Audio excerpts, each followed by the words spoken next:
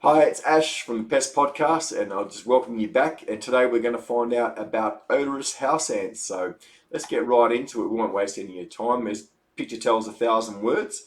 So there was a water retic box at a property I did recently, and I was lucky enough to spot some ants in there. So I thought I'd get some great footage to show you what odorous house ants look like. They're an ant that's not very commonly found in Western Australia, but they are all through North America, and there's a few in Europe as well. They do prefer warmer climates. They are sugar feeders usually, so they like sweeter food sources. So they'll be coming in for your honey and all that sort of jazz inside your house. The focus will fix up on this video in a minute. I'm just a little bit lazy to edit it. So you can see I've opened up the retic box and the eggs have been exposed. The ants are actually in a massive panic. Their home is being open to the elements, and ants hate light. When they're in a nest, they hate light. They're actually, I've got to find out I remember what the word for light phobia is, but yeah, I'm guessing photophobic or phytophobic would be one of them. Here we go, got the focus again, and now you can see the way they walk with their bum raised in the air at the gas start. It's other ants point downwards. This one points upwards, and they're pointing more upwards now because they're in a panic. But a feature of odorous house ants is the small thin waist with the large rear end.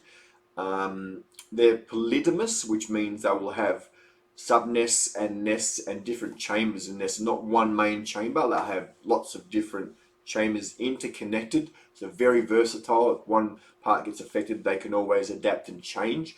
And as well as being polygynous, which means the dome, the house, many domes, many houses, many nests, they're also polygynous, so genus, which is the breed.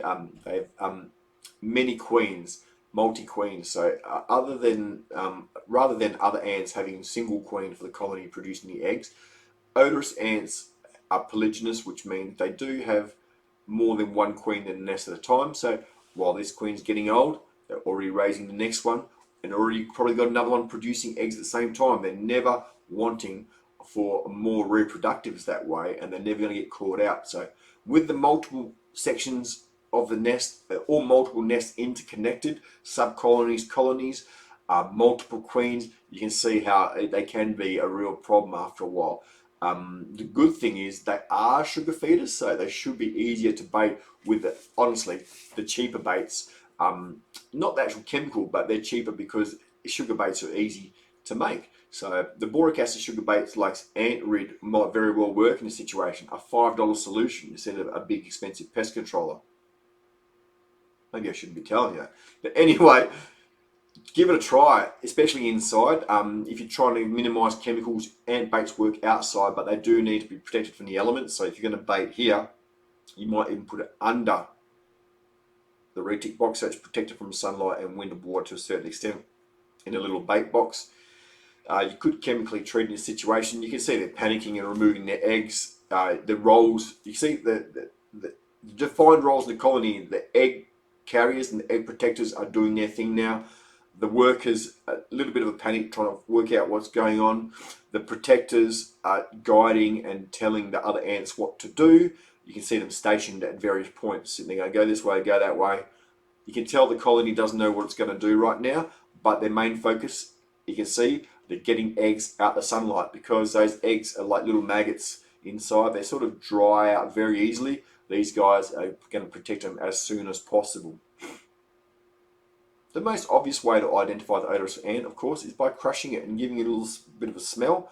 You can see that they're a little bit bigger than coastal brown ants, but they are still small, so they can get confused with other ants. You crush it, if it smells minty or turpentine, it's definitely the odorous house ants.